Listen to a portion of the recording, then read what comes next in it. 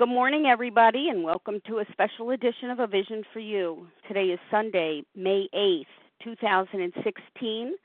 The share ID for Friday, May 6th is 8720. That's 8720. This morning, A Vision for You presents Let's Back Up a Bit. Why study the preface and the forwards of the big book? Why study, or for that matter, even discuss the history and roots of Alcoholics Anonymous and its basic text? What difference can it make? How can it affect how we live and work our own individual recovery? Who really cares? It has been said that whenever a civilization or society declines or perishes, there is always one condition present. They forgot where they came from. The study of this introductory material will show us what it was that sparked AA's growth and resulted in so many men and women who recovered from a seemingly hopeless state of mind and body. Hopefully, studying these pages will not only serve to strengthen our personal recovery in OA, but also begin to strengthen OA as a whole. Joining us this morning is Harlan G., a recovered compulsive overeater who resides in Scottsdale, Arizona. Harlan is a dedicated messenger in Overeaters Anonymous and has led hundreds of workshops on how to use the big book effectively. And we're so grateful to have him here on the line this morning. Welcome, Harlan.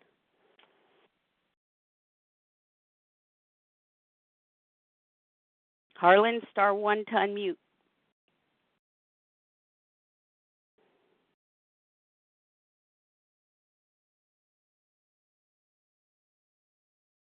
Is that better?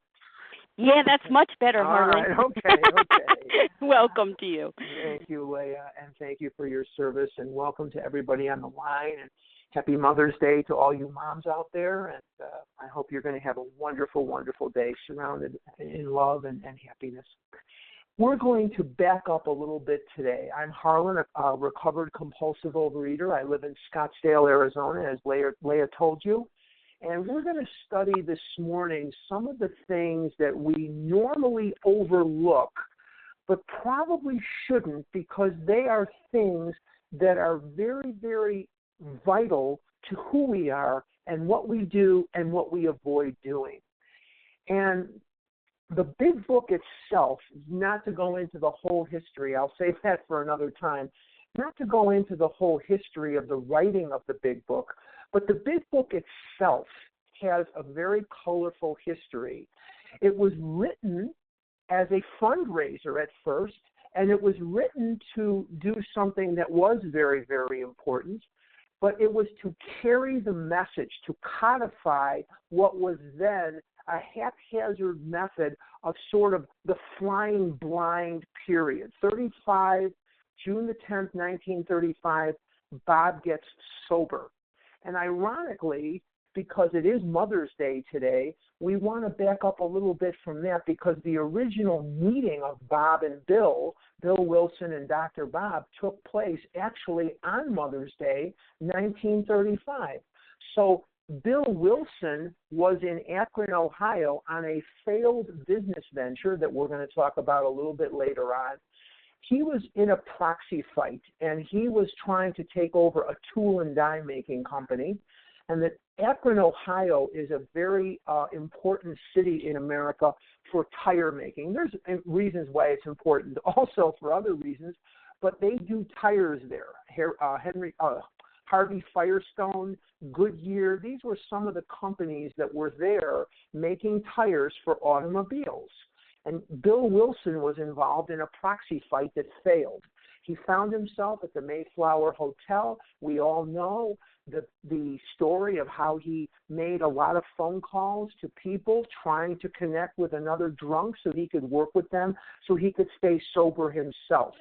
He finally called Reverend Tunks, and Reverend Tunks was an Episcopalian minister who put him in touch with a woman who was in the Oxford group named Henrietta Seiberling. And what we don't get a lot of picture of sometimes from our reading is that Henrietta Seiberling was part of an Oxford group meeting where Harvey Firestone had brought in Oxford group ministers to talk to his son, who was an alcoholic. And one of the people in a meeting of the Oxford group, when these ministers would come through Akron, was a meeting where people were expressing their deepest, darkest secrets that they wanted God to help them with. And Dr. Bob Smith was very reticent to admit that he was an alcoholic because he was afraid of losing what medical practice he had left. He was a proctologist, and he was a surgeon, obviously. And there were a lot of people who were a little trepidatious about getting carved up by an alcoholic surgeon because the only person in Akron, Ohio that didn't know Bob Smith was an alcoholic was Bob Smith. And so he comes to this meeting, and they pray over him, and Henrietta Seiberling absolutely expected God to answer their prayers. And not more than a couple of weeks later, this guy from New York shows up and gives her a call and says, I'm a rum hound from New York, and I need another drunk to work on so I can stay sober. And he was very reticent. He was very reluctant to call Seiberling because he wanted to do business with these tire companies, and the Seiberlings owned the Goodyear Tire Company. He calls Henrietta thinking she's the wife of Mr. Seiberling, and he finds out that she's the daughter-in-law, and she's living in the gatehouse. And she says to Bill Wilson, come right over, Mr. Wilson, come right over, and I'm going to make a phone call to someone that I think you can help. Now, this is the Saturday before, this is Saturday afternoon before Mother's Day. He calls Ann Smith, and Ann Smith says to Henrietta Seiberling, Hen, we'd love to make the call, but Dr. Bob just brought me a potted plant, set it on the table, and he's underneath the table potted. The next day they go over there, and as legend has it, Dr. Bob makes his wife and children agree that they're going to give this joker from New York 15 minutes. 15 minutes. And they were up there for 5 hours.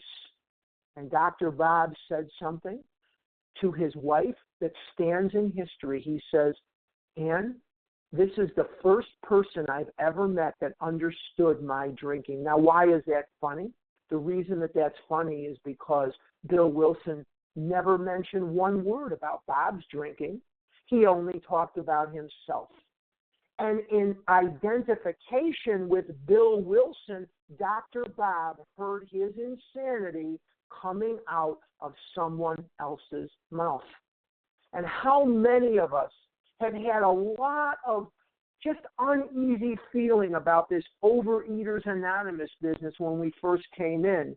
But all of a sudden, not because of information, but because of identification, when we heard our insanity coming out of someone else's mouth, we stayed because we knew that we were home.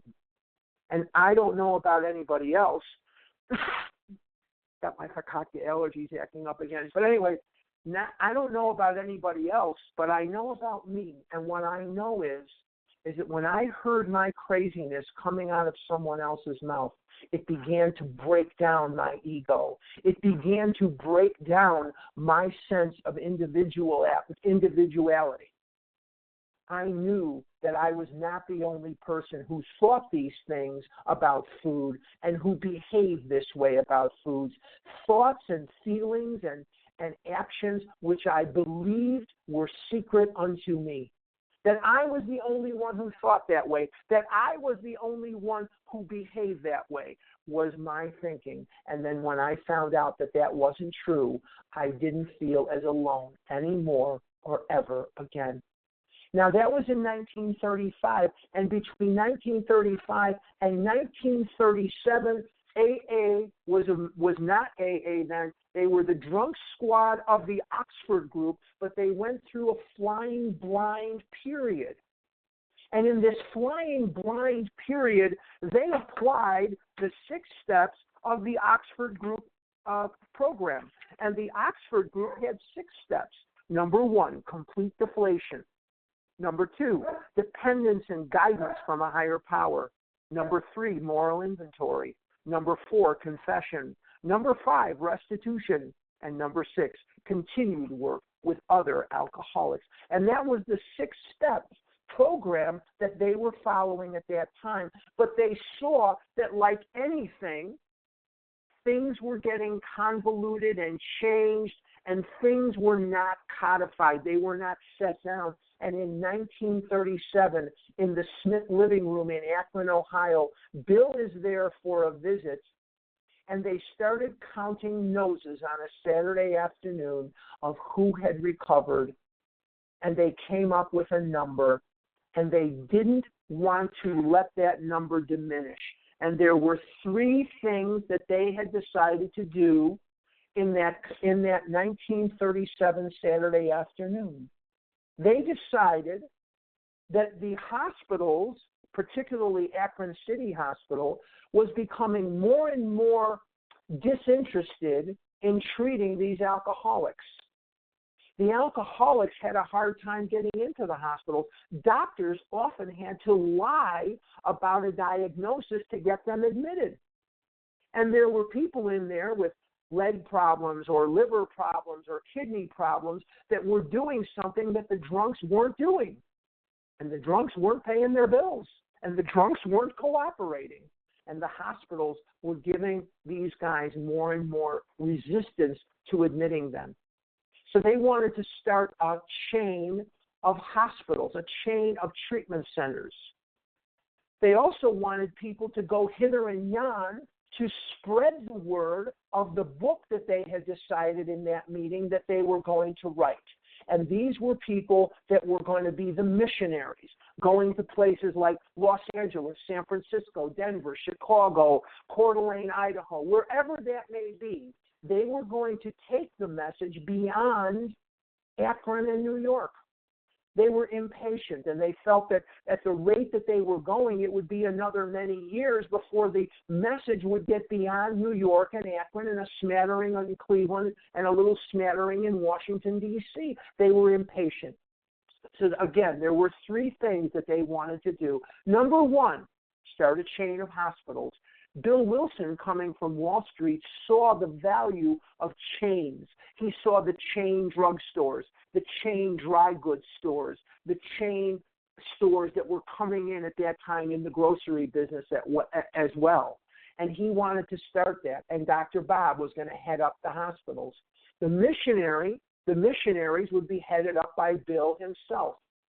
Now, thank God, and that's another story that maybe we'll do a special edition on someday, but thank God when these 3 things were presented to the fellowship, the earliest group conscience started to take hold, because Bill and Bob realized that they couldn't govern AA or the Oxford group by mandate. The group conscience didn't like this idea. They felt that it would cause a professional class within AA.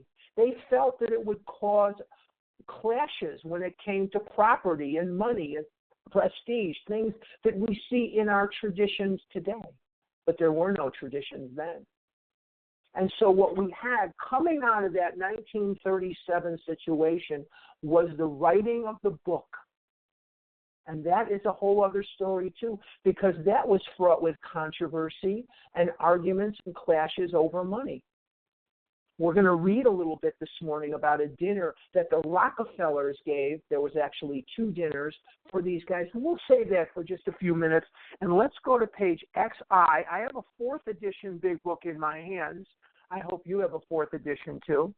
And it says in the preface, this is the 4th edition of the book Alcoholics Anonymous. The first edition appeared in April 1939. In the following 16 years, more than 300,000 copies went into circulation. The second edition, published in 1955, reached a total of more than 1,150,500 copies. Excuse me. The third edition, which came off the press in 1976, sorry, I said that wrong. 1,150,500 copies, which came off the press in 1976, achieved a circulation of approximately 19,550,000 in all formats. Now, when we read this paragraph, we have to understand what a miracle we're looking at. Because when the book first came out, you couldn't give it away. You couldn't give it away. But because of a series of God-given events, a series of miracles, people coming in at exactly the right time, saying the right things, doing the right things, it has grown into what we see today. When the book first came out, as I said, you couldn't give it away. And we're going to read this morning not only about the Rockefellers, we're going to read about some articles and some things that happened which pushed the book project forward, and it pushed it forward in a way unimaginable when it first was written. We'll get to that in just a few minutes. Because the book has become the basic text of our society and has helped such large numbers of alcoholic men and women to recovery, there exists strong sentiment against any radical changes being made in it. Therefore, the first portion of this volume describing the AA recovery program has been left largely untouched in the course of revisions made for the second, third, and fourth editions. The section called The Doctor's Opinion has been kept intact, just as it was originally written in 1939 by the late William D. Silkworth, our society's great medical benefactor. Now, let's talk for just a second about William D. Silkworth, our great medical benefactor. And I know that in a couple of weeks, we're going to have a panel discussing the doctor's opinion. The doctor's opinion is the most fantastic breakthrough that we have, because the doctor's opinion emancipates us from thinking that this happened because of something we did, that we zigged when we should have zagged, or zagged when we should have zigged, and our parents and our neighborhood and our dog and our cat are to blame. And none of that is true. Dr. Silkworth took great risk to write that. And when he originally wrote the doctor's opinion, he insisted that he would write it, but that they do not put his name in the book. Why? Because the Medical Association and the American Psychiatric Association had not yet accepted alcoholism as an illness.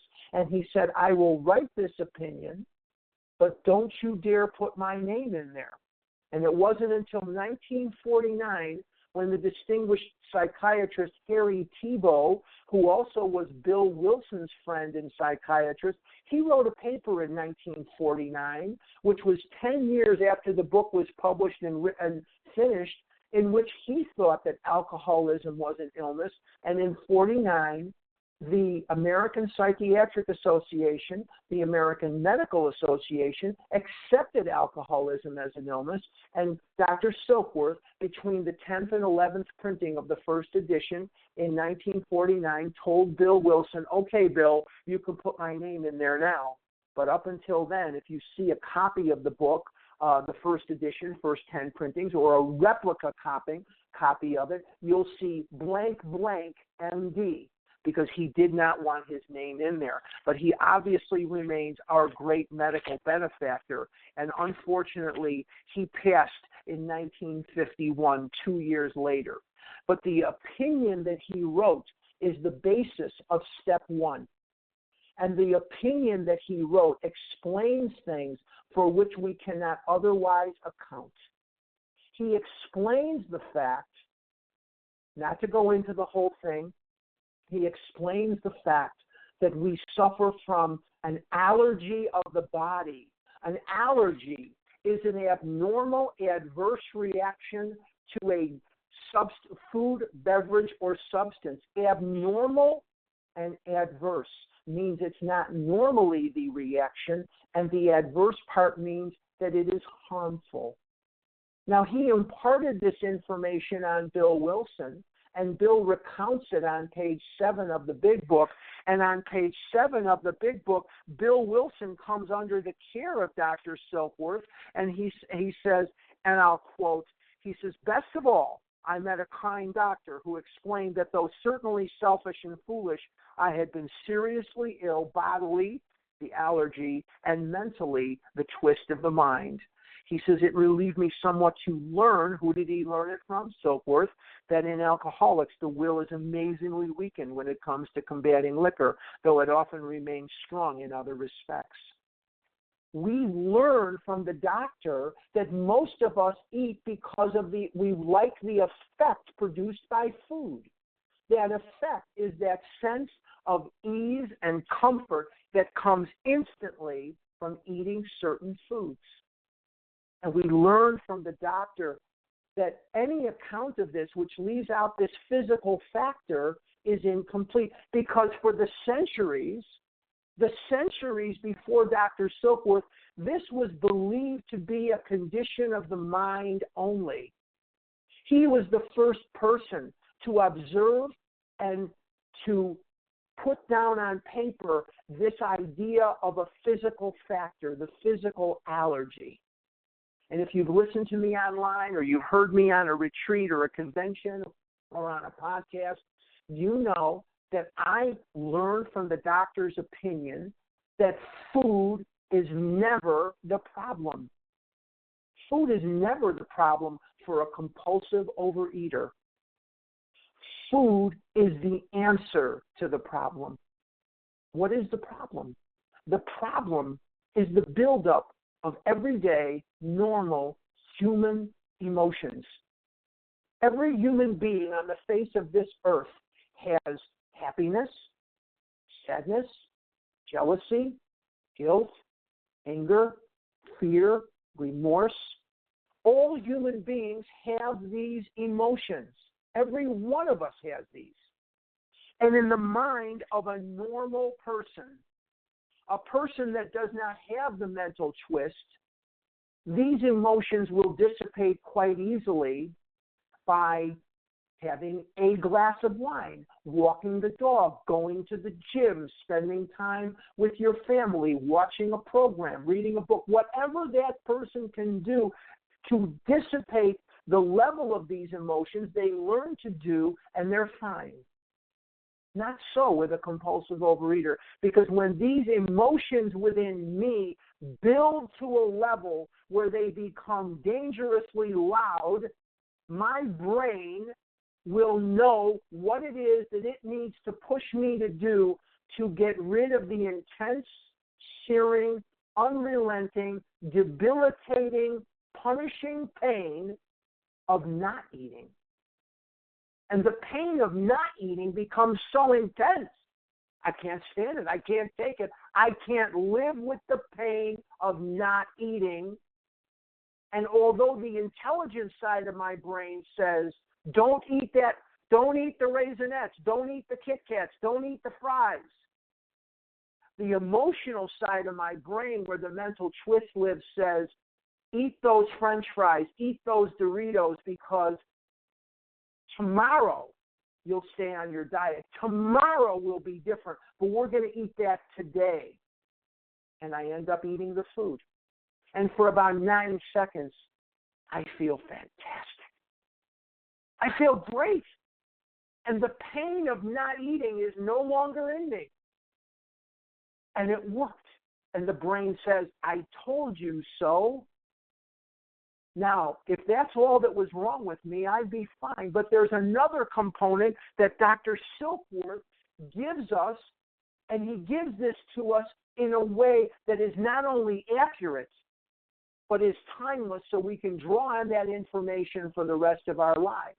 And the information that he gives us, remember when he said any description of this which leaves out the physical factor is incomplete. So when I eat those French fries, or I eat that candy bar, or I eat the cake, I also trigger the physical allergy. And in triggering the physical allergy, that biological mandate to eat more of the same, I eat more than I had intended to. And the more I eat, the more I want, the more I want, the more I eat, the more I eat, the more I want, the more I want, the more I eat, and it's just endless. Now, if I can't eat because of the allergy, and I can't keep from eating because of the mental twist, I am powerless over food. My life is unmanageable. And that information comes from the doctor's opinion written by Dr. William D. Silkworth, our society's great medical benefactor. It does not come from knowledge we acquired going to Oxford group meetings or AA or OA. It comes from Silkworth. The second edition added the appendices, the 12 traditions and the directions for getting in touch with AA, but the chief change was in the section of personal stories, which has expanded to reflect the fellowship's growth. Bill's story, Dr. Bob's nightmare, and one other personal history, and that other personal history would be our Southern friend. Our Southern friend will never be changed or omitted or deleted or anything because it is mentioned in the text of the original 164 pages, and that story was written by Fitzmayo. His name was John Henry Fitzhugh Mayo, and he was an early member of AA, and his story will never be omitted because, as I said, it was mentioned. From the first edition were retained intact. 3 were edited, and one of these was retitled. New versions of 2 stories were written with new titles. 30 completely new stories were added, and the story section was divided into 3 parts under the same headings that are used now. In the third edition, Part 1, Pioneers of AA, was left unchanged. 9 of the stories in Part 2, They Stopped in Time, were carried over from the second edition.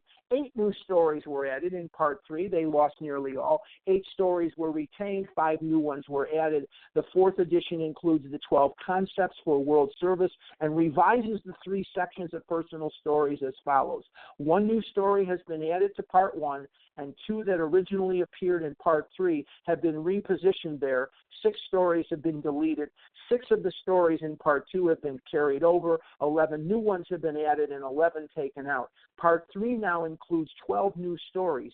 8 were removed in addition to the 2 that were transferred to Part 1. All changes made over the years in the Big Book, AA members' fond nickname for this volume, have had the same purpose: to represent the current membership of Alcoholics Anonymous more accurately, and thereby to reach more alcoholics. If you have a drinking problem, we hope that you may pause in reading one of the 42 personal stories and think, yes, that happened to me, or more important, yes, I have felt like that, or most important, yes, I believe this program can work for me too. In other words, as the ages went down and the bottoms came up, and there was more diversity represented in the fellowship of AA, they changed the stories so we could find people that we can identify with. And it is through that identification that we will gain that entrance into the fellowship and say, yes, I am one of them too. This program can work for me too. And what does Dr. Silkworth tell us? In order for the message to be carried, it must have depth and weight. And that is something that we're going to also talk about this morning too. Here's the foreword to the first edition. This is the foreword as it appeared in the first printing of the first edition in 1939. We of Alcoholics Anonymous are more than 100 men and women who have recovered from a seemingly hopeless state of mind and body. Now, this is a very important sentence because if I'm going to have issue with the author of a book, be it a finance book, be it a science book, a math book, whatever that may be, I'm probably going to be at odds with 1, 2, maybe 3 people that write a book. This is a book by more than 100 men and women who have who have recovered, past tense, from a seemingly hopeless state of mind and body. Now, that is the first sentence that I see in the foreword to the first edition, and if I'm at all awake, I can say to myself, these people have what I want. These people have traveled the path that I choose to go on. And I'm not going to argue with 100 of them that have been successful. To show other alcoholics precisely how we have recovered is the main purpose of this book. Let's take a look at that word show.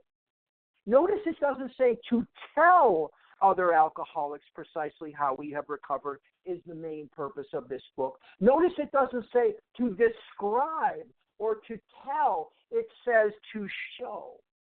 And in order for me to show you how to do something, if I'm going to show you how to get from Scottsdale Road and Shea Boulevard to Scottsdale Road and Cactus Boulevard, I know exactly how to do that because I've done that a lot of times.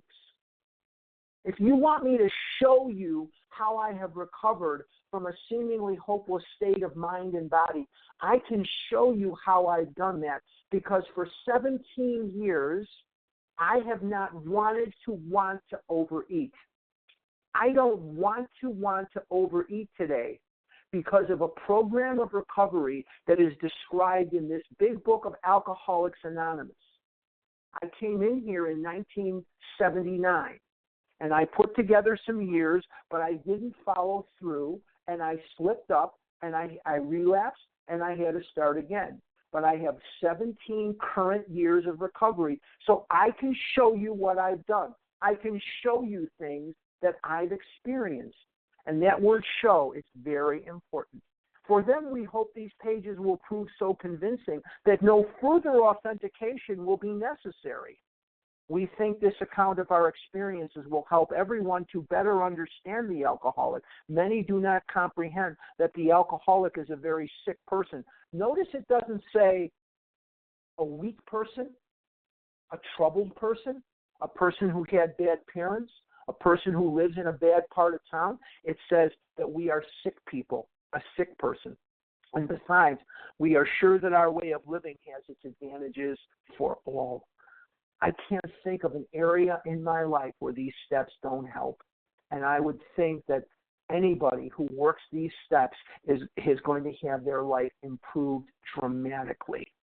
It is important that we remain anonymous because we are too few at present to handle the overwhelming number of personal appeals which may result from this publication. Being mostly business or professional folk, we could not well carry on our occupations in such an event. We would like it understood that our alcoholic work is an avocation. In other words, they didn't make it their full-time job. When writing or speaking publicly about alcoholism, we urge each of our fellowship to omit his personal name, designating himself instead, as a member of Alcoholics Anonymous.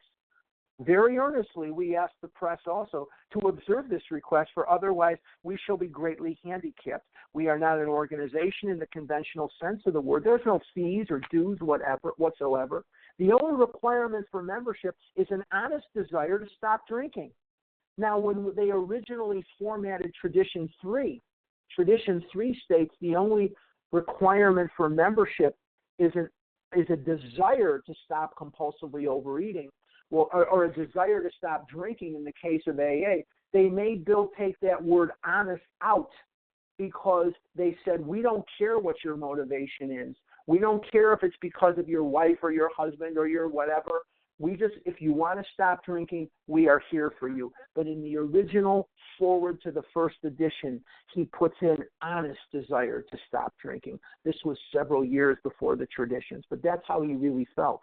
We are not allied with any particular faith, sect, or denomination, nor do we oppose anyone. Again, that's part of our traditions now too. We simply wish to be helpful to those who are afflicted. We shall be interested to hear from those who are getting results from this book, particularly from those who have commenced work with other alcoholics. We should like to be helpful in such cases. Inquiry by scientific, medical, and religious societies will be welcomed. Now, here is the forward to the second edition, and we're going to get into some of the statistics here in just a minute. Since the figures given in this forward describe the fellowship as it was in 1955, since the original forward to this book was written in 1939, a wholesale miracle has taken place.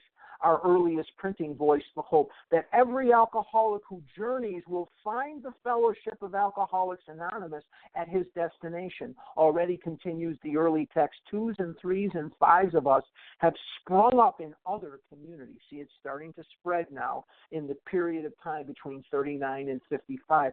16 years have elapsed between our first printing of this book and the presentation in 1955 of our second edition.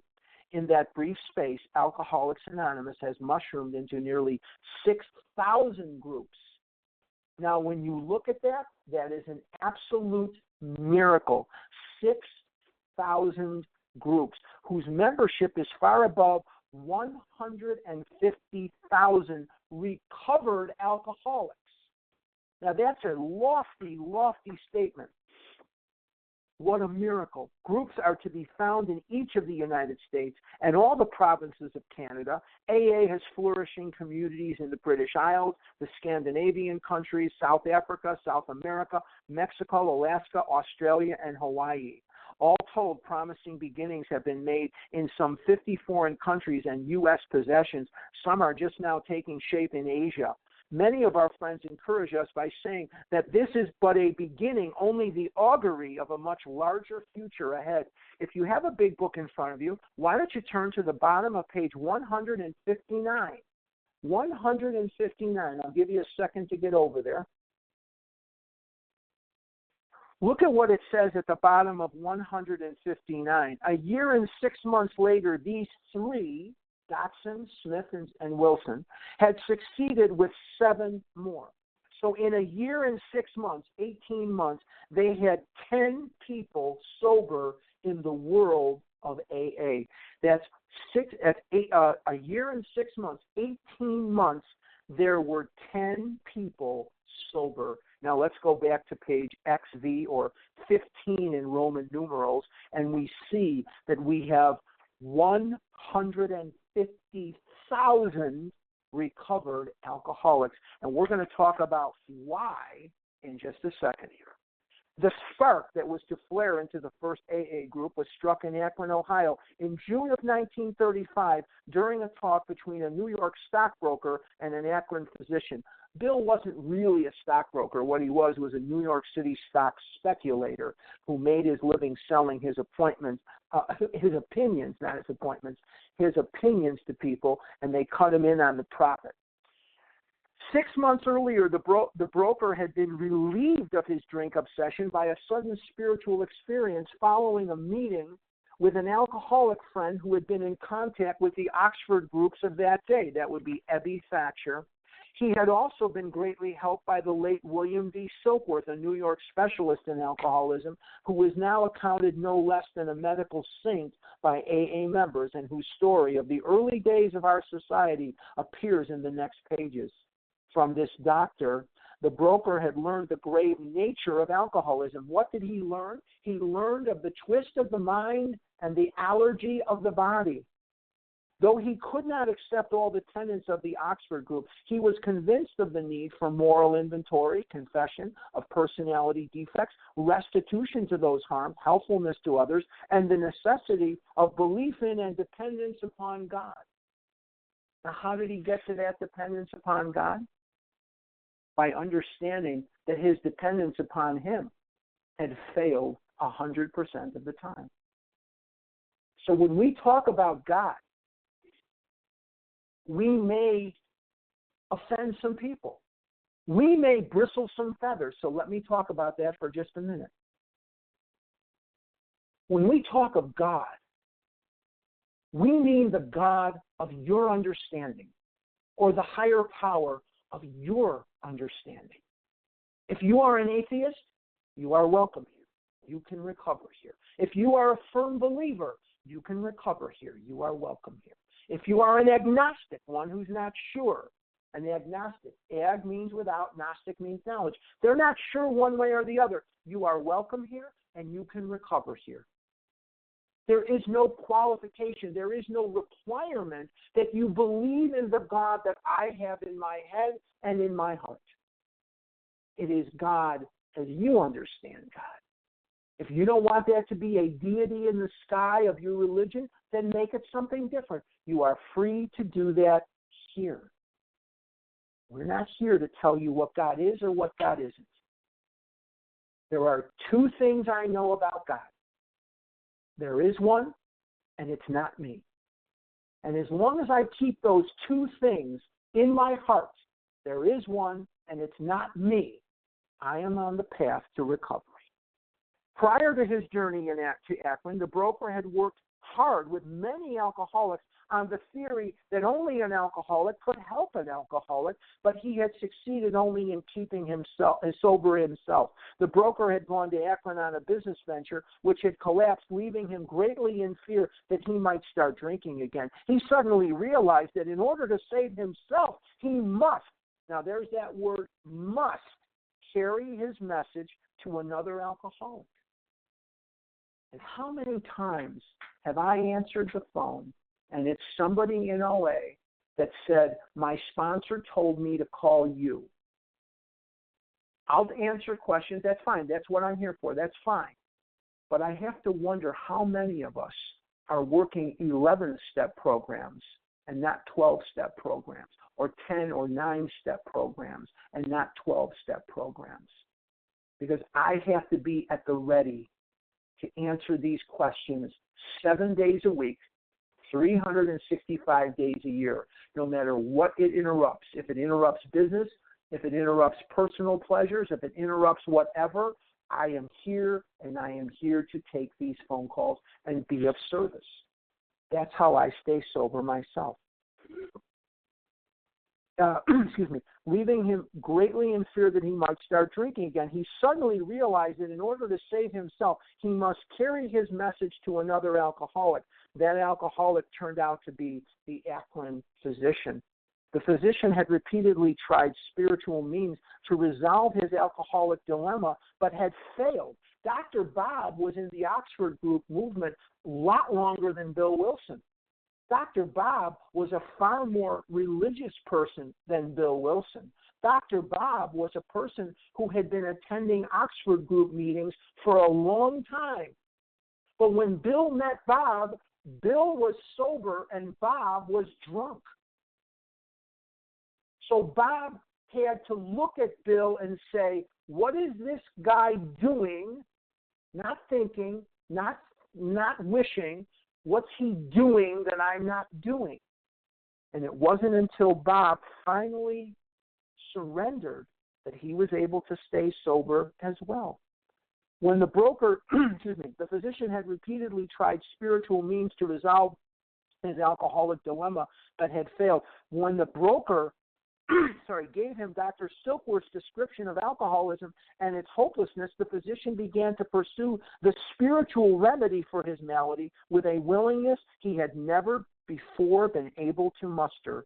He sobered up never to drink again up to the moment of his death in 1950. This seemed to prove that one alcoholic could affect another as no non-alcoholic could. It also indicated that strenuous work, one alcoholic with another, was vital to permanent recovery. And those are very controversial words, permanent recovery.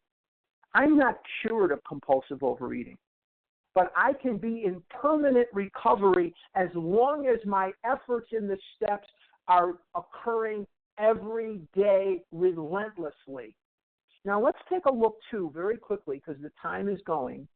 What was different about the way Bill Wilson presented this information to Dr. Bob in Akron than all the failures he had had in New York? Well, Bill Wilson was talking to the drunks in New York from a spiritual hilltop, and he was talking to them about God and this and spiritual awakenings and, spiritual experiences. And they didn't want to hear it. They were drunk. They didn't want to be sobered up, number one. Number two, he was talking to them about something that they couldn't identify with at all.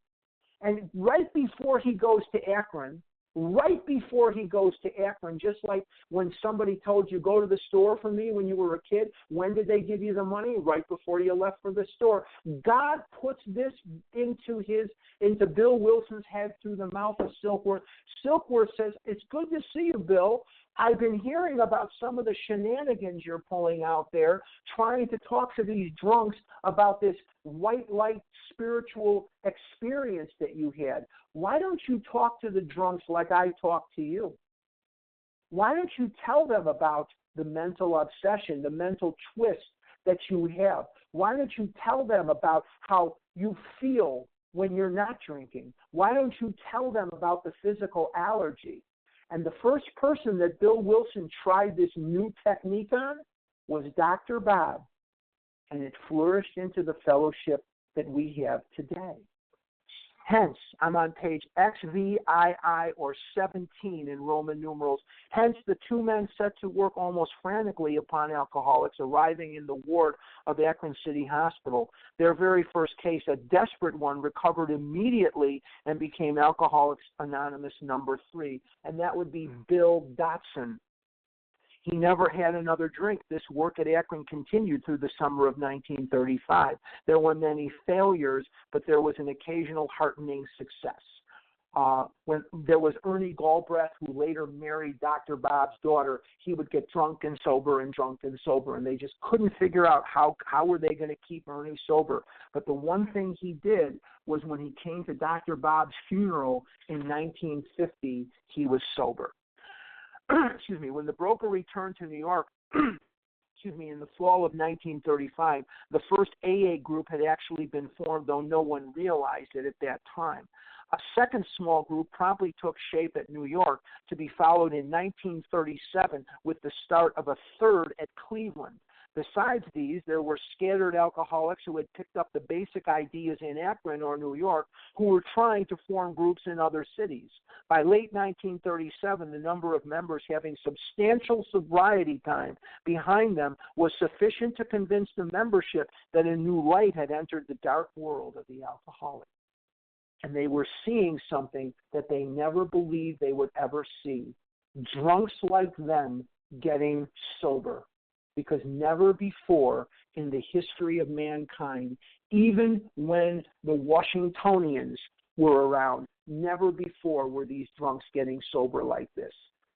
It was now time, the struggling groups thought, to place their message and unique experience before the world. So here is the formulation of the book idea. This determination bore fruit in the spring of 1939. The book was published in April of 1939 by the publication of this volume. The membership had then reached about 100 men and women. The fledgling society, which had been nameless, now began to be called Alcoholics Anonymous from the title of its own book. The flying blind period ended, and AA entered a new phase of its pioneering time. And they kicked around different titles to the book. One of the titles was they were going to make it the Bill Wilson Movement. One of the titles that they really liked was The Way Out. One of the titles that they liked was The Empty Glass. One of the titles that they liked, was Alcoholics Anonymous, because they were anonymous alcoholics, and that is the one that stuck. And then the split came from the Oxford group a little bit later on. With the appearance of the new book, a great deal began to happen. Dr. Harry Emerson Fosdick, the noted clergyman, reviewed it with approval. In the fall of 1939, Fulton Ausler, then editor of Liberty, printed a piece in his magazine called Alcoholics and God. This brought a rush of 800 frantic inquiries into the little New York office, which meanwhile had been established. Each inquiry was painstakingly answered. Pamphlets and books were sent out. Businessmen traveling out of existing groups were referred to these prospective newcomers. In other words, Bill was like a sales manager. He would get these inquiries, and he would say to somebody, okay, Jimmy Burwell and Fitzmayu, you guys are down in Washington, D.C. I need you to call on Freddie Jones. I need you to call on Sam Schmo, because he had written in, and they would dispatch these guys. But the book was going out, and the book was going out, and people were writing back into the AA office that we're not having this white light spiritual experience. What's going on here? We're doing everything, and that's why you have Appendix 2, and you have the changing of the 12th step. The people were not having this white light spiritual experience, and they wrote Appendix 2, which we don't have the time to go into now. It's on page 567 of the 4th edition, where it explains the difference between spiritual experience, which is what Bill had, and spiritual awakening, which is what I've had, which comes about slowly over time. And they also changed the 12th step from having had a spiritual experience to having had a spiritual awakening. So when we talk about the first 164 pages never being changed, that's not true.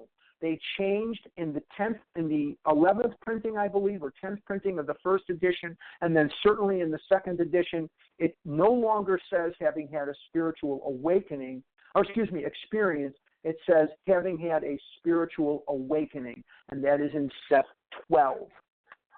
New groups, businessmen traveling out of existing groups were referred to these prospective newcomers. New groups started up, and it was found to the astonishment of everyone that AA's message could be transmitted in the mail as well as by word of mouth, the big book. By the end of 1939, it was estimated that 800 alcoholics were on their way to recovery. In the spring of 1940, John D. Rockefeller Jr. gave a dinner for many of his friends to which he invited AA members to tell their stories. News of this got on the world wires. Inquiries poured in, and again, many people went to the bookstores to get the book Alcoholics Anonymous. By March 1941, the membership had shot up to 2,000. Then Jack Alexander wrote a feature article in the Saturday Evening Post and placed such a compelling picture of AA before the general public that alcoholics in need of help really deluged us. By the close of 1941, AA numbered 8,000 members. The mushrooming process was in full swing. AA had become a national institution. Rockefeller actually had 2 instances where he met with AA people. And this was the second one, and he was very consistent that he thought money that they would give, because he had lots of very wealthy people. Wendell Willkie was there, Shaw was there, and they got to Rockefeller through is it odd or is it cod kind of a thing. Dr. Leonard Strong was Bill Wilson's brother-in-law. He was married to Dorothy Wilson, and Leonard Strong was talking to Bill Wilson when he first came home from Akron after the book, the treatment center, and missionary idea had been bantered around. And Dr. Leonard Strong said to Bill Wilson, I knew a girl, and I think she has an uncle that's close to Rockefeller. Now listen to what I'm saying. I knew a girl, and I think she has an uncle that's close to Rockefeller. The guy's name was Willard Richardson, and Willard Richardson was on the board of Rockefeller's company, very close friends with Rockefeller, very, very gentle, wonderful Christian man, and he saw Leonard and Bill Wilson. He had lunch with Bill Wilson. He sets this thing up, and they decided not to give them any money because they said money will spoil this thing. And they were devastated. Hank Parkhurst was there, and Wilson was there, and they even traipsed in a bunch of other alcoholics and stuff. And Dr. Bob came from the Akron contingency. And Shaw, which was one of Rockefeller's board members, goes out to Akron to investigate Alcoholics Anonymous, to find out if it's legit, to find out if it's okay. He goes to Akron, he finds out about Dr. Bob, but they again decide that they had originally decided they were going to give them $50,000 for the treatment centers, the missionaries, the book. That $50,000 became $5,000. $3,000 of it went to Dr. Bob to raise the mortgage on his home, and Bill Wilson took the other $2,000 because the drunks that Bill had at his house were eating Lois and him out of house and home. They had these drunks. The drunks didn't pay for anything. Then they have this other dinner in 1940, and the Rockefellers get this band of people together, and they gave the Alcoholics Foundation. I'm kind of truncating this because of time. They gave them $5,000, and they drew on that $5,000 a year for about 5 years, and then they told them, we don't need your money anymore. But just to kind of look at this Jack Alexander thing, which in 2016, many of us can just look at that Jack Alexander and pass it off. Jack Alexander was an investigative reporter that was sent into labor unions and businesses and political groups to find out what he could expose about them to do them damage. Jack Alexander was an investigative reporter of unbelievable prowess. He comes in to investigate Alcoholics Anonymous, and he writes a favorable article about them, an article in which he is effusive about his praise of Alcoholics Anonymous, and says that these people are wonderful. This organization is wonderful, and it works. And that got the attention of people. And the Saturday Evening Post at that time was very, very popular. This was the cusp of World War II. There was no TV. There was no. We were just coming out of the Depression, and people read newspapers and they read magazines and they listened to the radio. And this Jack Alexander piece was very helpful. Bottom of XXVIII, or 18 in Roman numerals. Our society then entered a fearsome and exciting adolescent period. The test that it faced was this: could these large numbers of erstwhile erratic alcoholics successfully meet and work together? Would there be quarrels over membership, leadership, and money? Would there be strivings for power and prestige? Would there be schisms which would split AA apart? Soon AA was beset by these very problems on every side and in every group.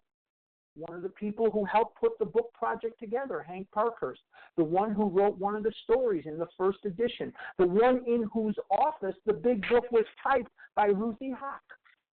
He got drunk, and he's going up and down the eastern seaboard telling people not to send their money into the main AA office, that Bill Wilson was a crook, that Bill Wilson had stolen his girl. He was in love with Ruthie Hawk.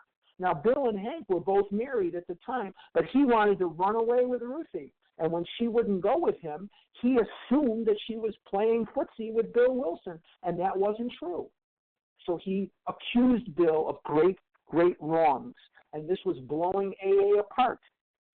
What is our first tradition? Unity, right? It comes out of this. But out of this frightening and at first disrupting experience, the conviction grew that AAs had to hang together or die separately. We had to unify our fellowship or pass off the scene.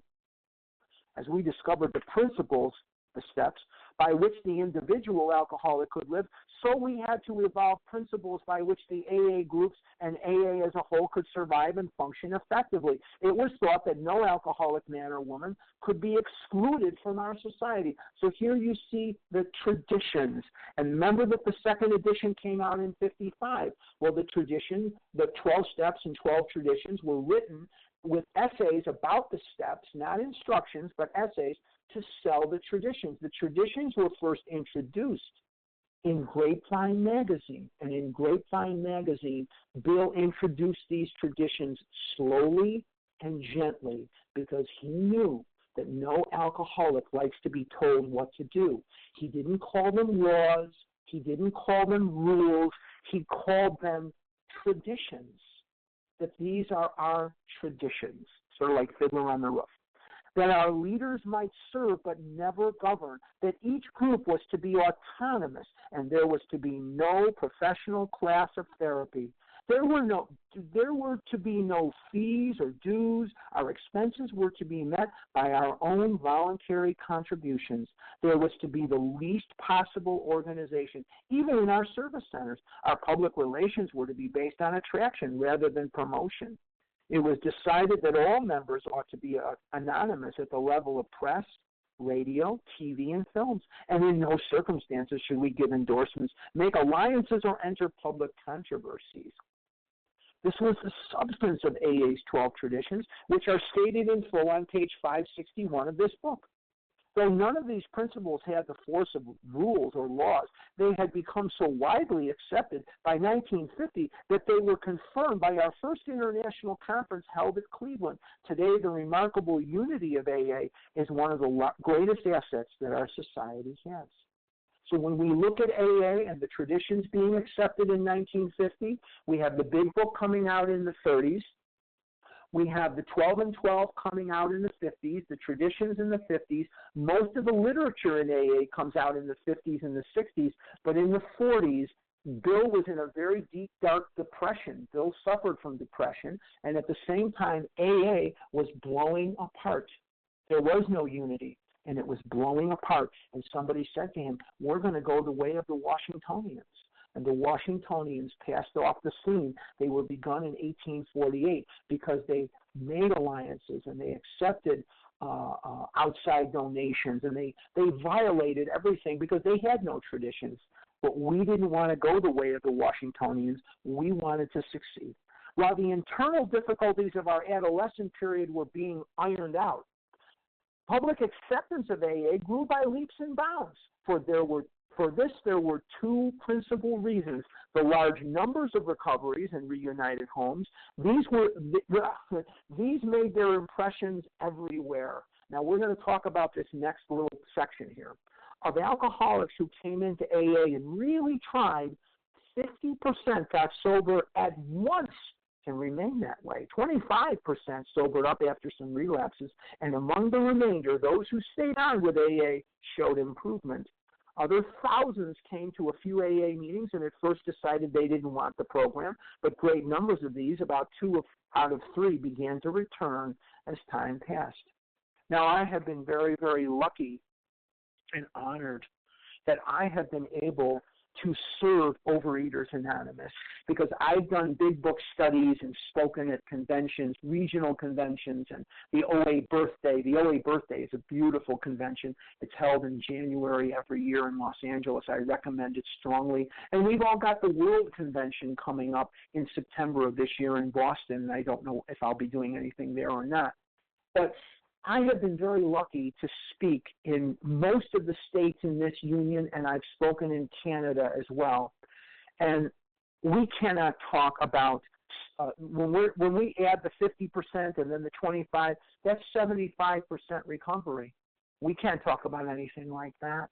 We can't talk about 50% recovery. We can't talk about 40% recovery in Overeaters Anonymous. We're lucky if we can talk about 1, 2, maybe 3% recovering. Maybe 2 or 3%, 1%, 1.5% of the people that are stumbling in the doors of Overeaters Anonymous are achieving recovery. Why? Because we're getting away from the very principles in this book. And when we start to water down that recovery with other things, and we start to take it cafeteria style. Maybe I'll do a little of this, but I won't do any of that. Maybe I'll do some of this, but none of that. That is when these recovering numbers start to plummet. I don't know about anybody else, but I got a really, really bad case of compulsive overeating when I was born. I was 335 pounds as a senior in high school in Chicago.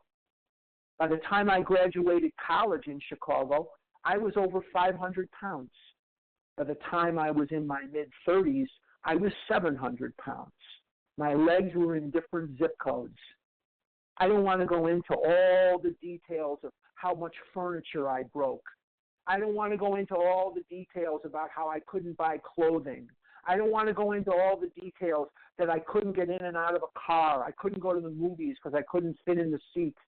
I couldn't go to the bathroom and clean myself without a wall to lean against. I don't want to mention that. I don't want to mention the fact that I went on my first date with a girl when I was 35 years of age. And I don't want to mention the fact that I lived in filth and squalor, and the sweat that came out of me made me smell like a zoo.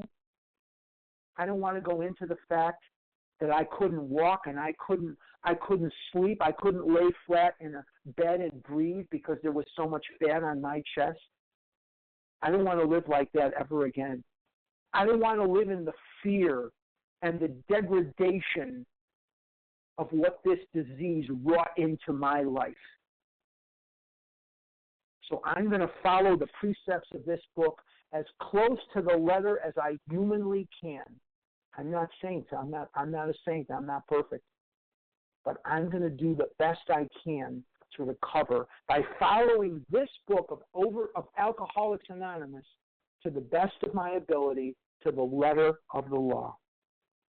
Another reason for the wide acceptance of AA was the ministration of friends in medicine, religion, and the press, together with innumerable others who became our able and persistent advocates.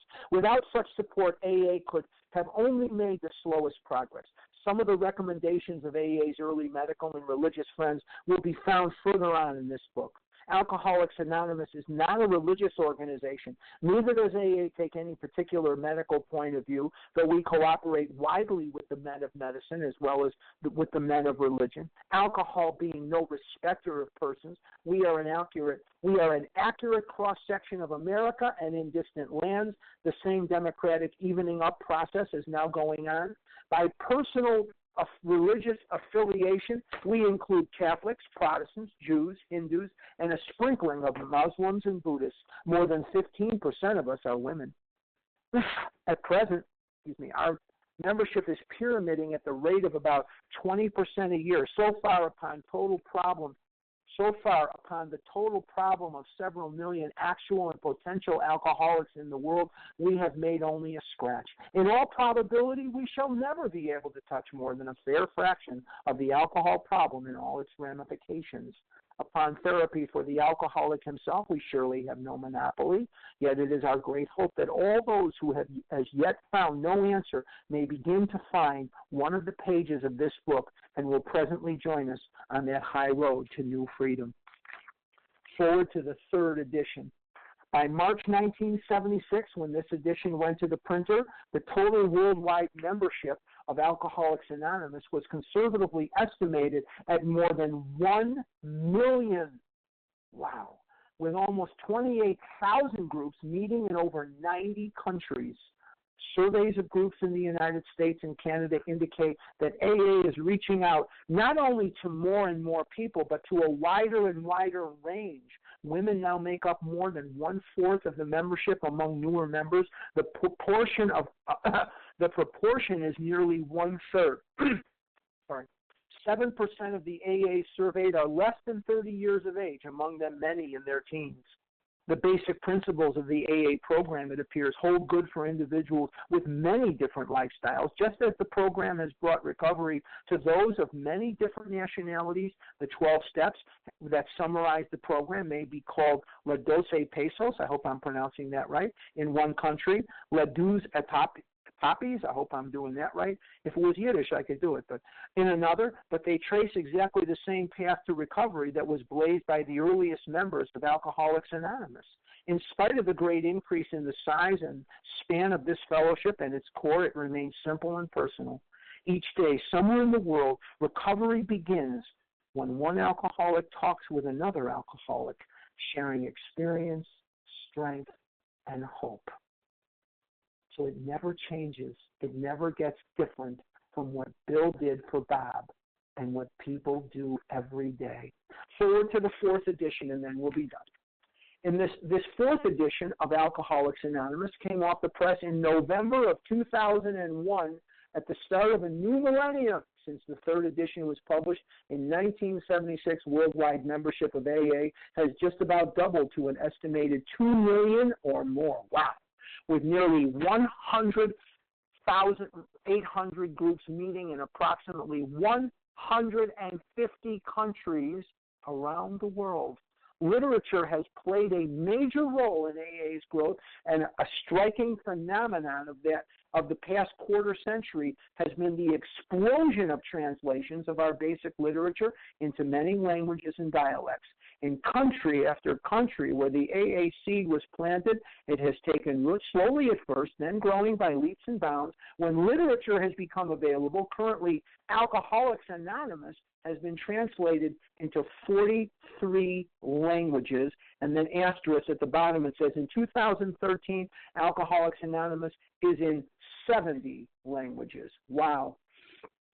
Why? Because it works and it brings aid and it brings comfort and it brings relief from this untenable pain to people all over, whether they be tall or short, black or white, green or yellow, Catholic, Protestant, Buddhist, Jewish, doesn't matter.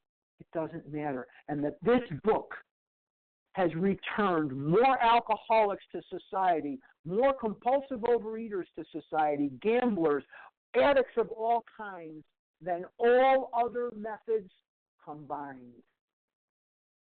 As the message of recovery has reached larger numbers of people, it has also touched the lives of a vastly greater variety of suffering alcoholics. When the phrase, "we are people who normally would not mix," page 17 of this book, was written in 1939, it referred to a fellowship composed largely of men and a few women with quite similar social, ethnic, and economic backgrounds. Like so much of AA's basic text, those words have proved to be far more visionary than the founding members could ever have imagined. And I have to think that Bill and Bob and the original 100, Ebby and those guys, Bill Dotson, are smiling on us from up in heaven, knowing that we're using this book and their traditions and their steps to gain relief from a seemingly hopeless state of mind and body.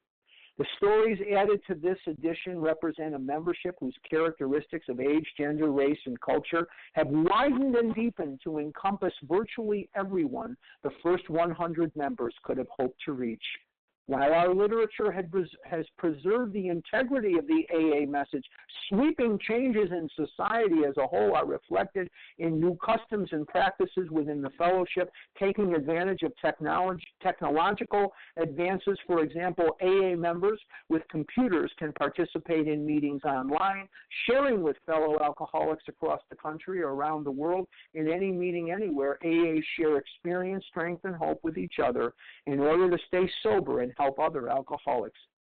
Modem to modem or face to face, AAs speak the language of the heart in all its power and simplicity. And with that, I'll pass, Leah. Thank you so much, Harlan, for such a fascinating, captivating, thorough presentation this morning. Just absolutely beautiful. Thank you very much. Harlan's contact information will be given at the conclusion of this recording, so stay tuned for that. Now we will transition to questions. If you have a question for Harlan, you can press *1 to unmute and identify yourself, please. I have a question. And your Charles H. I got you, Charles. Who else? Sally B. I'm Laura sorry. G. Laura G. And And it was Sally B. Sally B. Anyone else? All right, well, let's start with that trilogy with Sally B., please. Hi, Harlan. Thank you so Hi. much. I wanted to ask you about one thing. When you talked about the buildup of emotions, I really have a problem there. You know, I tend towards getting. You mentioned Bill Wilson suffered from depression. I suffer from bouts of depression and the buildup of emotion.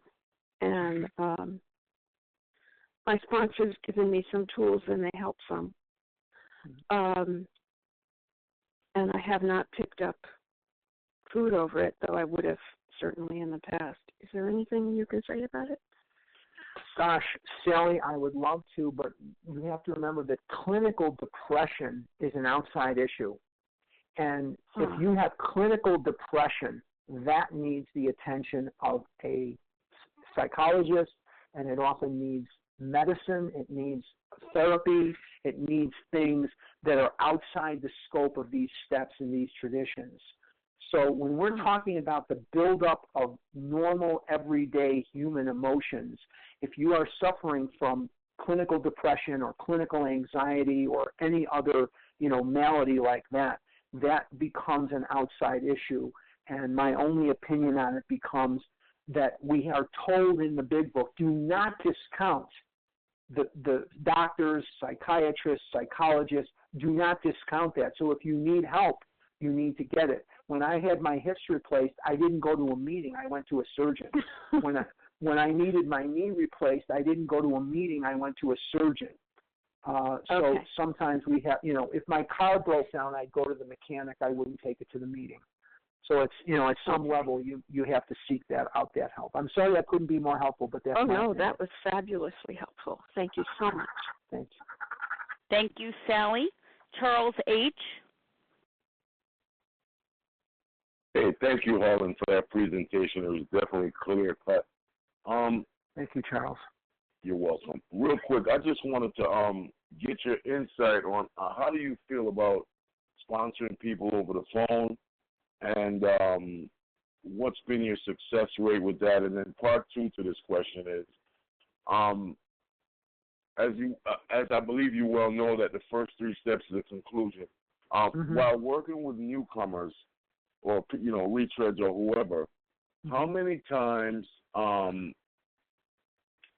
will you allow? Well, what's your cutoff point with someone that, after giving them a couple of opportunities, that you could see that they have not come to a conclusion for those first three steps. So if you could just shed some light on that, I'd really appreciate it. I'd be very glad to. And Charles, it's good to hear your voice. I love you. Sponsoring over the phone, I've done and I continue to do, and I've had some very, very good success with it. However, here is what I will tell you.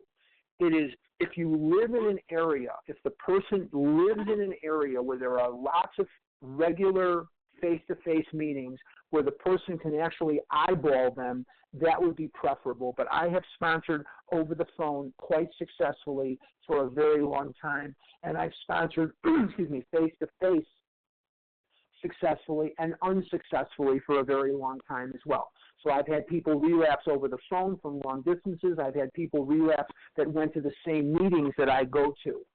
So, that I've done that, and it would be preferable if they actually had someone that could eyeball them. But, yes, in the absence of that, I'm here. Here's my cutoff point. If you are not doing what the book is telling you to do, not me, and you're not moving through at a quick pace, you're not, in my opinion, I'm not going to recover doing that. Okay? So at some point, this is what I do. If you walk to me, I run to you. If you're very enthusiastic about working the steps and you're very enthusiastic about maintaining a quick pace, I will make time for you. I will give you what you give me. If you're very lackadaisical and you don't seem to give a crap what's going on, then I turn you loose. I don't have time for that. I really don't have time for that.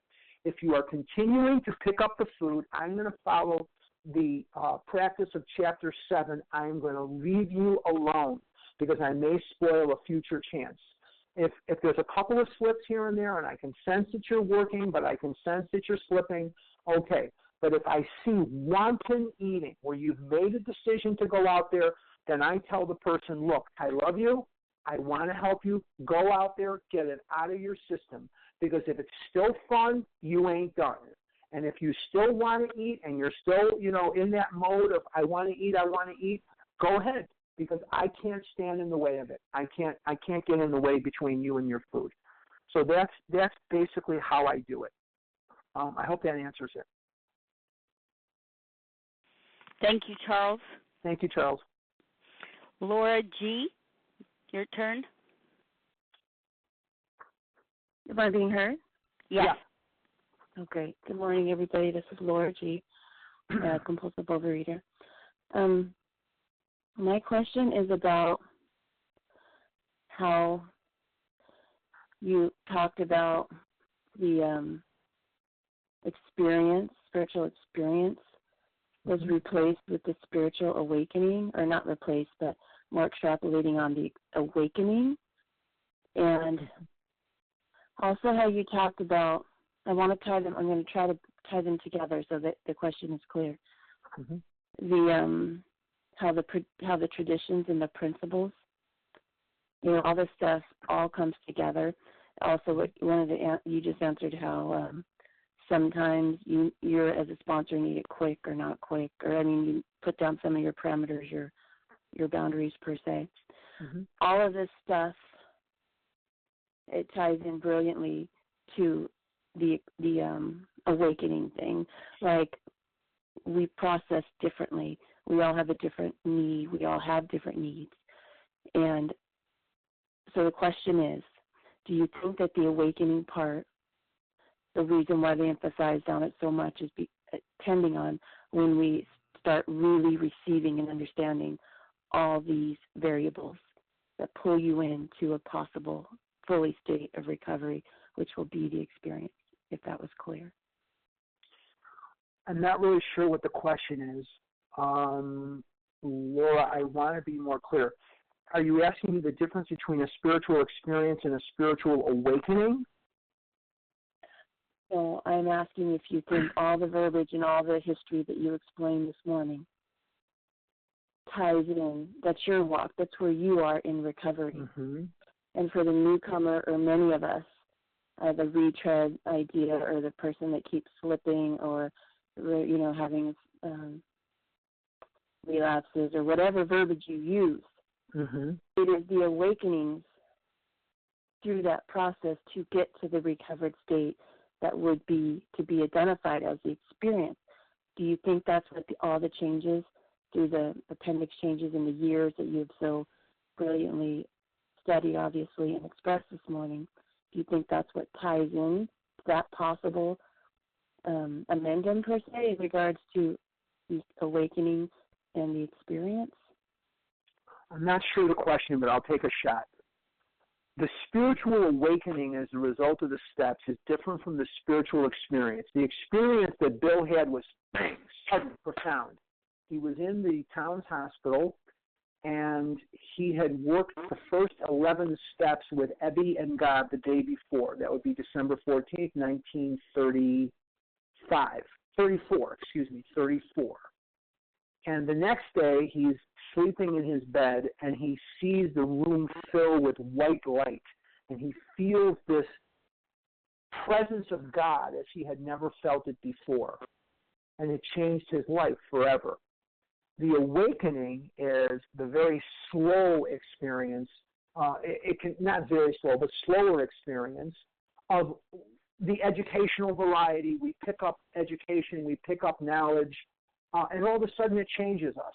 I remember sitting on a Sunday afternoon at Swedish Covenant Hospital in Chicago, and somebody said, if you do what you did, you'll get what you got. And it just changed my life. If you do what you did, you'll get what you got. And somebody then, they would say something else. And through the years, and that's why meetings and literature are so important. But as I start learning new things, it sheds new light on other corners of problems I had been having. And it helps me to get closer to God and further away from M&Ms with peanuts. I hope I answered the question. Thank you, Laura. Thank you, Laura. Who else has a question for Harlan? Star 1 to unmute. My name is Valerie. Hi, Valerie B. Hold on one second. Who else popped up? Jenny S. Jenny S. If everybody could mute, please, that'll help. Thank you. Who else has a question? Esther C. Esther C. Mary H. Mary H. Anyone else?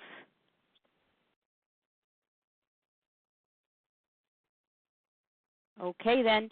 Valerie B. Go ahead. Yes, I thank you, Harlan, for your service. My question is it was about the emotions, for a regular person, dealing with those emotions. If you could elaborate more on that, I would appreciate it. Okay.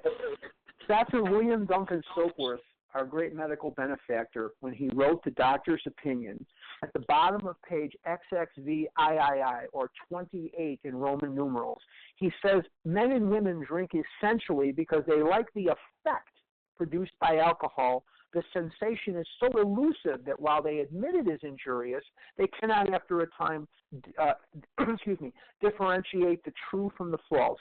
To them, their alcoholic life seems the only normal one.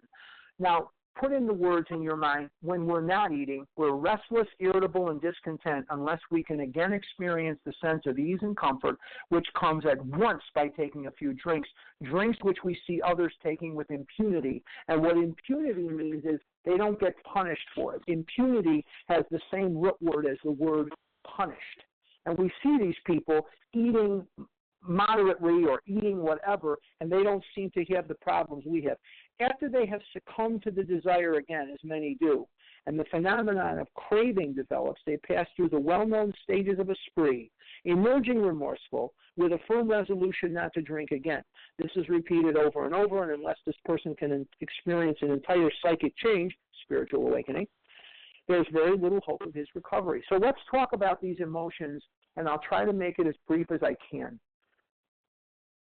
The reason that we go to the food is not because we're hungry. We think we're hungry. I have a taste for M&Ms with peanuts. I have a taste for McDonald's fries, whatever that may be, and we think we're hungry and we're not.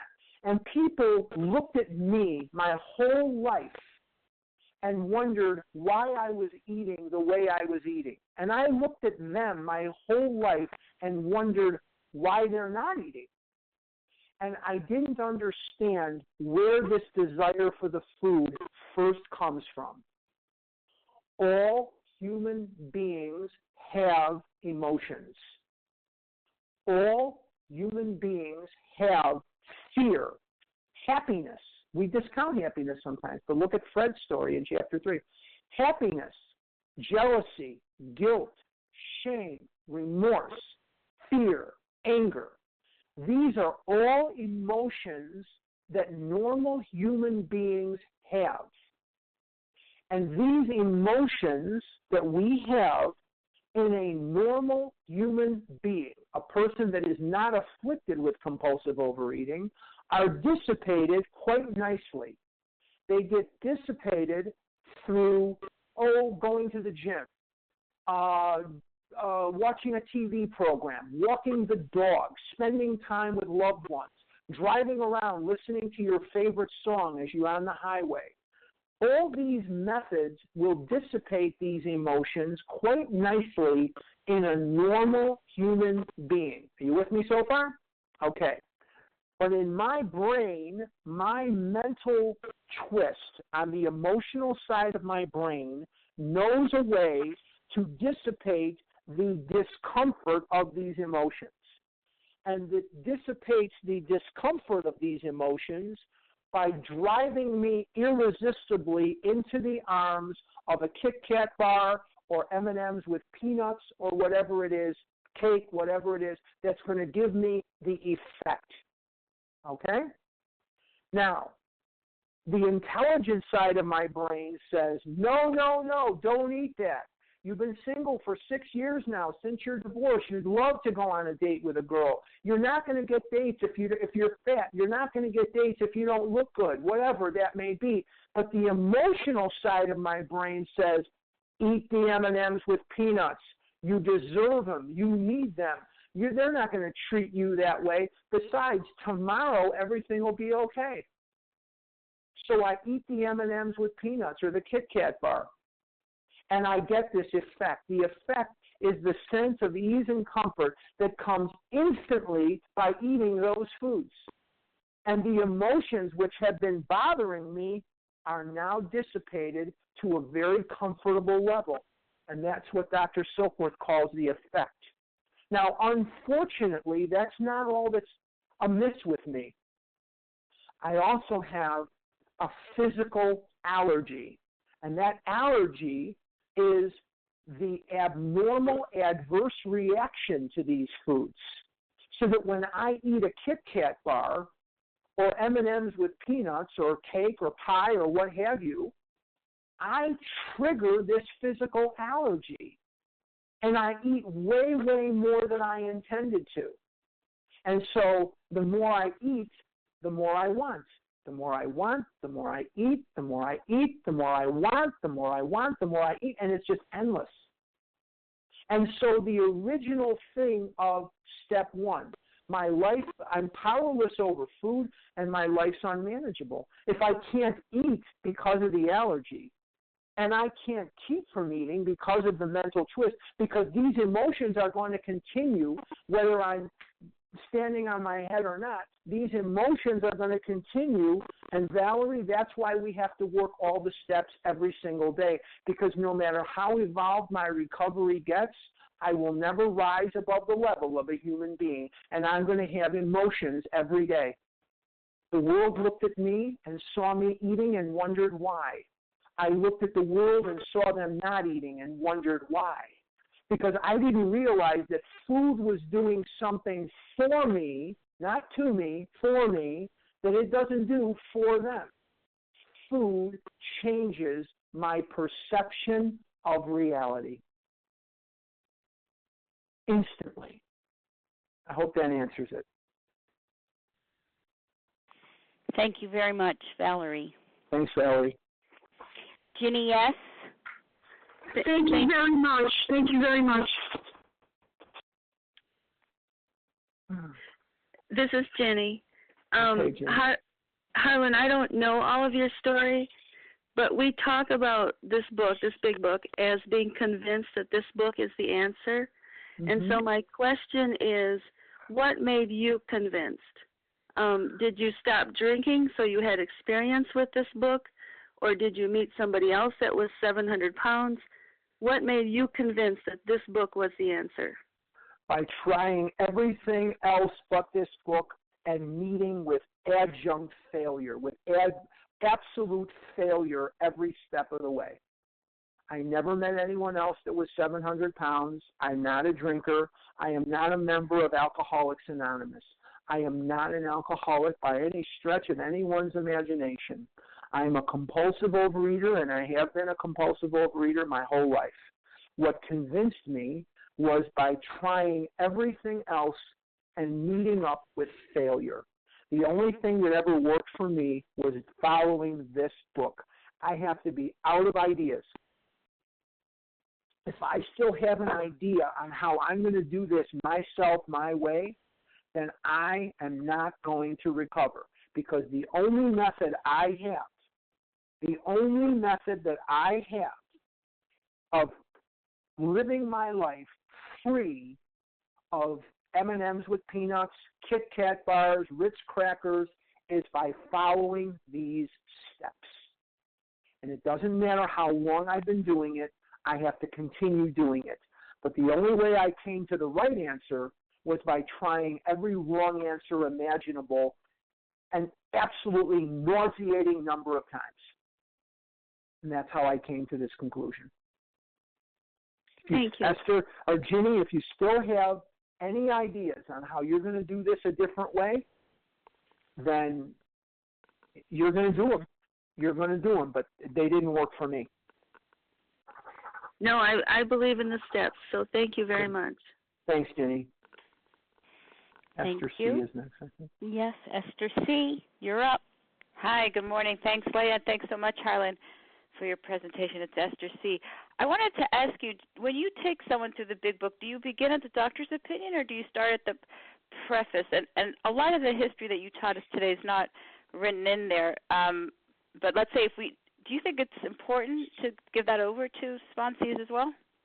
I'd like your take on that. I don't give them a ton of history because when they come to me at first, they're suffering. They're just days out of a food coma. And so I begin at the doctor's opinion. Let's get them where they're not like newborn calves trying to stand. Esther, I don't give them that history until a little later on, and we kind of go back into it. And then we also go into some things I didn't really have time for today, the history, a longer bit of the history of the book, and I also will go into things with them like the symbol, the triangle surrounded by the circle, which we don't see in our books today because the AA lost the copyright of the first edition. But I go into unity, service, and recovery, and the triangle is an equilateral triangle surrounded by a circle, the circle symbolizing infinity, that we keep going, we keep studying, we keep doing it. But I start them off with the doctor's opinion, Bill's story, the first chapters, get them into the steps, and then when we have some breathing room, when I feel that they're standing on steady legs, I will come back and fill them in. There's a lot of history in Bill's story that they'll get from me, how this all came with Ebby, Seaver Graves Jr., Roland Hazard. They'll get enough of that from me at that point.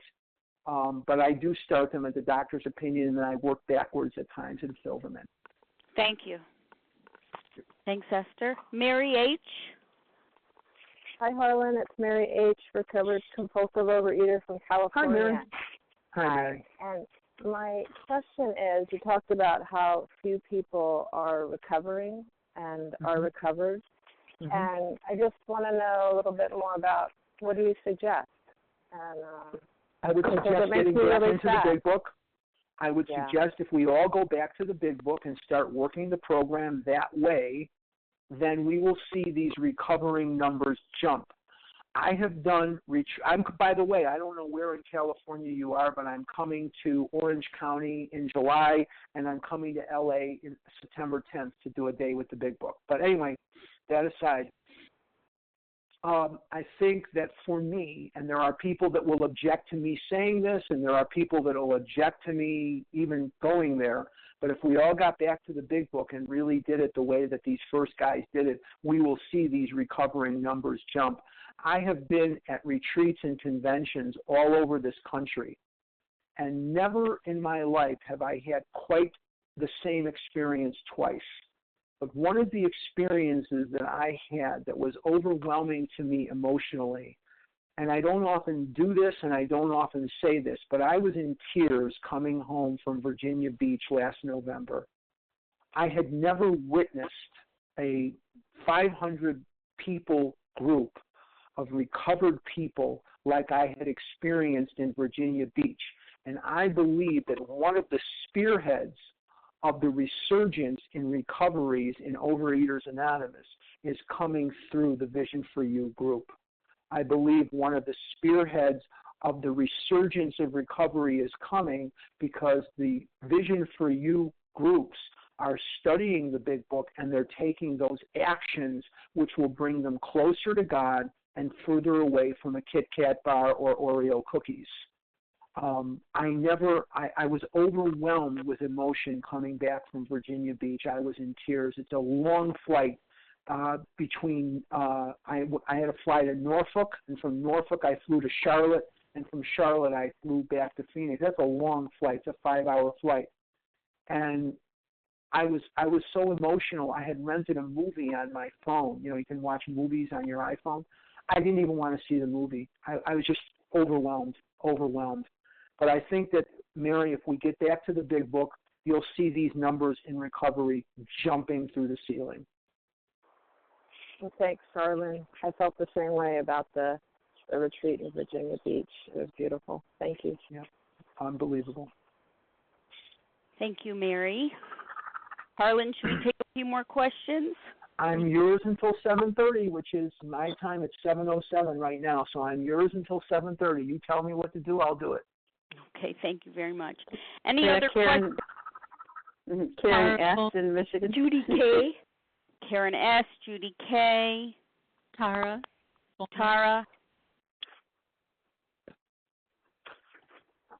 Anyone else? This is the last shout out for questions.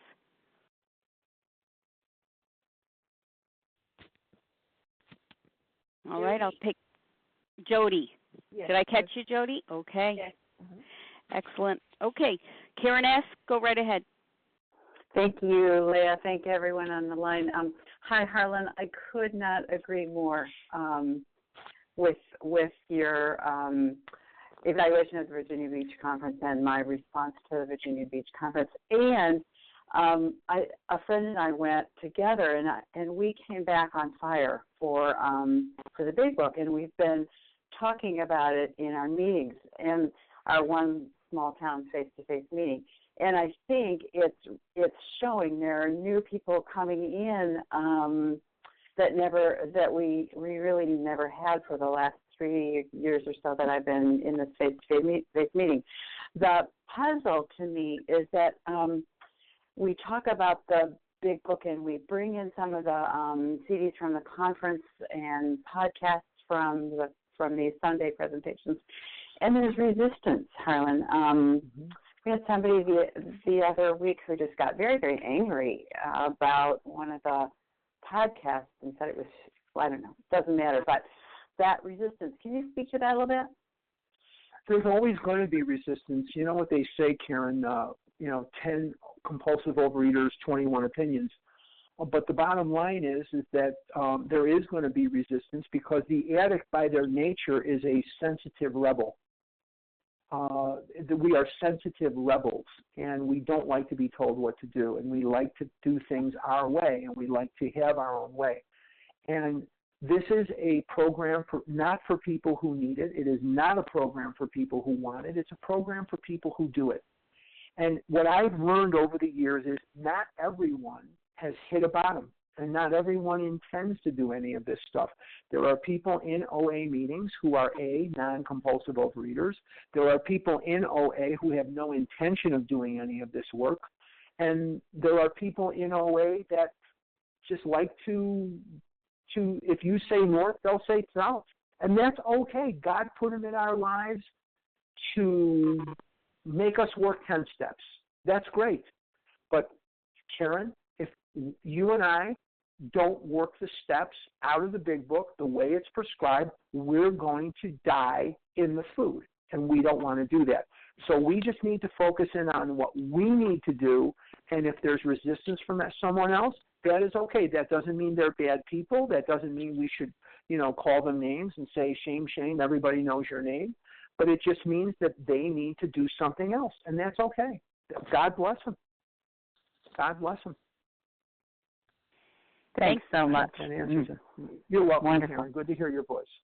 Thank you. Judy K., you're up. Good morning, Harlan. Thank you for I'm not your coming great... to Wisconsin. No, I am not coming to Wisconsin. No. Well, that was my first question. You No. said you went to Canada. Canada's further than Wisconsin. No, I'm not coming to Door County. No. Czechoslovakia. No. All right, what's your question?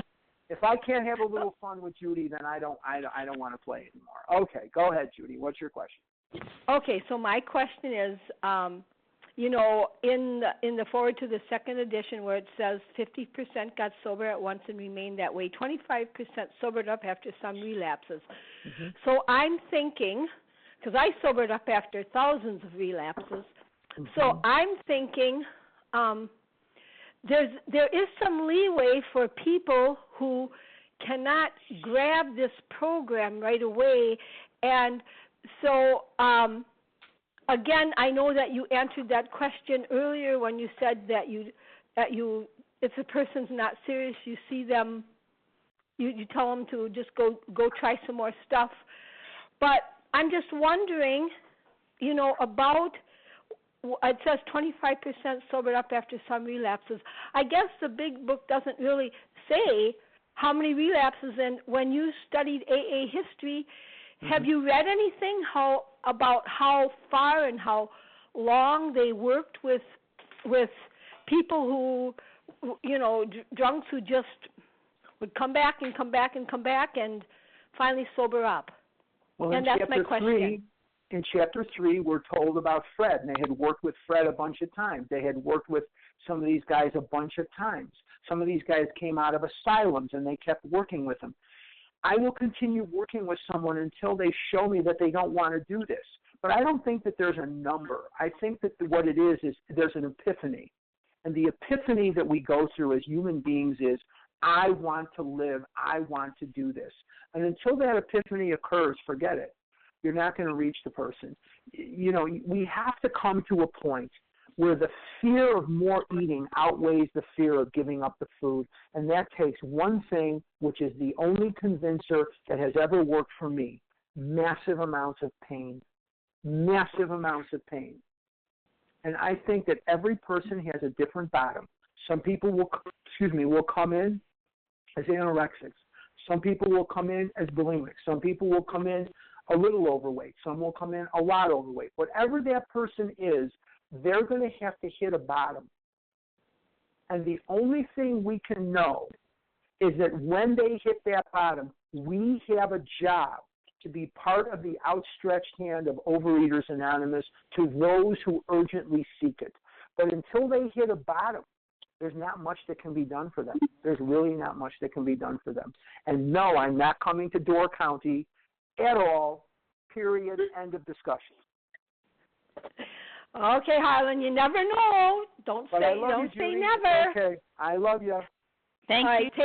Thank you, Harlan. Okay. All right, Tara W., please.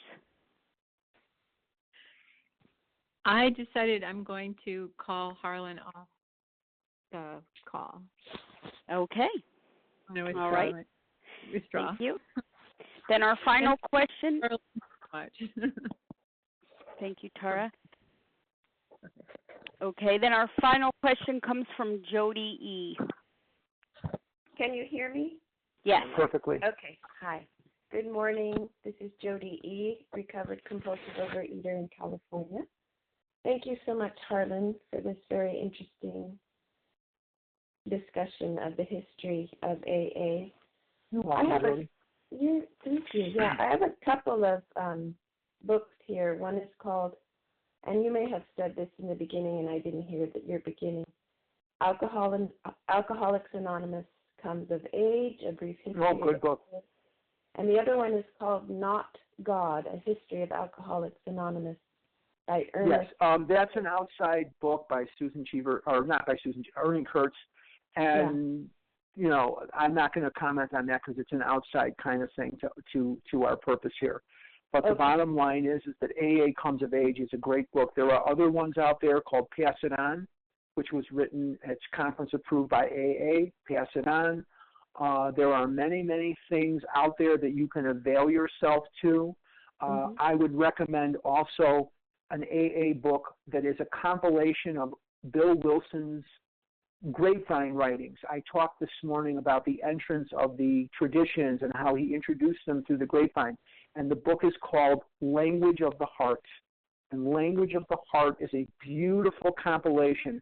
He'll talk about when Eddie dies and when Father Dowling dies and when Sam Shoemaker dies, how he loved these people, and you know, Harry Tebow and all the Ebby and all these other various people. And it's a beautiful compilation of his writings in grapevine. I recommend these books. Tremendous. With all my soul, I recommend them. There's just a lot of information out there. Great. Thank you so much. You're very welcome. Nice to have it all kind of condensed. Thank you. Yes, you're very welcome, Jody. Thank you, Jody. Thanks to everyone who asked questions this morning. And, of course, thank you, Harlan. You are greatly appreciated. Thank you so much. I appreciate your service. Thank you. I'm going to close from page 164. Our book is meant to be suggestive only. We realize we know only a little. God will constantly disclose more to you and to us.